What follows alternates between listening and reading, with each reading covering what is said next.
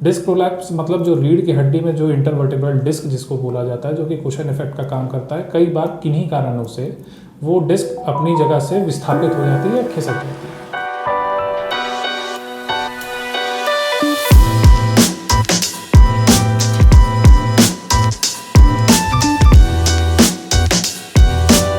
आज मैं आपसे डिस्कस करूंगा, हमारे पास एक पेशेंट आए थे जो कि डिस्क प्रोलैप्स की समस्या के साथ आए थे।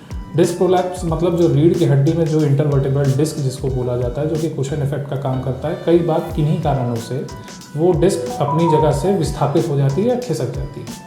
होता क्या है उससे कि वो आसपास की जो नसें जो स्पाइनल कॉर्ड से मेरुदंड से निकलती हैं उन पर दबाव डालती हैं और पेशेंट को काफ़ी जो है दर्द सहना पड़ता है उसकी वजह से, जो कि कमर से शुरू होता है, कई बार पैर तक भी जाता है, दोनों पैरों में या किसी एक पैर में जाता है। पेशेंट को चलने फिरने में बहुत दिक्कतों का सामना करना पड़ता है। मेरा नाम राकेश कुमार सिंह, ग्राम पोस्ट सिंहपुर, जिला बलिया है। मेरे कमर में 20 दिन करीब से दिक्कत था स्पाइन का। अभी यहाँ अग्रिम हॉस्पिटल में मैंने इलाज करवाया है, बढ़िया इलाज हुआ है। और डॉक्टर साहब अविनाश सर थे और 2 डॉक्टर साहब और लोग थे, अरुण बिहार सर और नीलेश सर। बढ़िया इलाज किए हैं और मैं बिल्कुल संतुष्ट हूँ, उससे मेरे को बहुत आराम है। नमस्ते दोस्तों, आज मैं एक केस के बारे में बता रहा हूँ। एक तो हमारे पास राकेश सिंह पेशेंट आया था, 44 ईयर। तो उसका कंप्लेंट था सीवियर पेन, कमर में बहुत ज़्यादा दर्द था और पैर में भी बहुत ज़्यादा दर्द था। उसकी वजह से वो चल नहीं पा रहा था, ठीक से खड़ा नहीं हो पा रहा था, लेट भी नहीं पा रहा था। तो हम लोग एग्ज़ामिन किया पेशेंट को और ऐसा लगा पेशेंट का तो डिस्क वाला प्रॉब्लम होगा, तो लंबार रीजन में डिस्क प्रॉब्लम होगा। सोच के एमआरआई कराने के लिए भेजा था, लेकिन एमआरआई में हम पेशेंट तो लेट नहीं पाया, 2.5 मिनट के ऊपर लेट नहीं पा रहा था, इतना सीवियर दर्द था पेशेंट को। तो इसलिए वो पेशेंट का एमआरआई हो नहीं पाया, वापस आ गया। तो उसको एमआरआई कराने के लिए एपिड्यूरल स्टीरॉयड इंजेक्शन लगाया।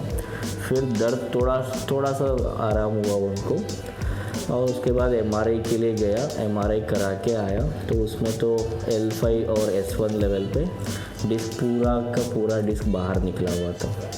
तो इसके लिए हम लोग सर्जरीज के लिए सजेशन दिया। पेशेंट तो पहले तो बोल रहा था दवाई से ही कराइए, लेकिन हम लोग तो वो ये बताया था सर्जरी के बिना इसमें तो कोई बात और कुछ बात ही नहीं है। तो वो 3-4 दिन वो दवाई से ही होगा सोच के वेट किया। वो जब हो नहीं पाया तब वो सर्जरी के लिए एक्सेप्ट किया है। जब सर्जरी किया हम लोग, उसका पहले सर्जरी से पहले उसका पंजा जो है ऊपर नीचे नहीं हो रहा था, तो उसकी वजह से चलने में और दिक्कत था और पेन हल्का सा कम हुआ था इंजेक्शन की वजह से, लेकिन फिर भी बहुत ज़्यादा दर्द था। इसलिए हम लोग तो सर्जरी किया उसको।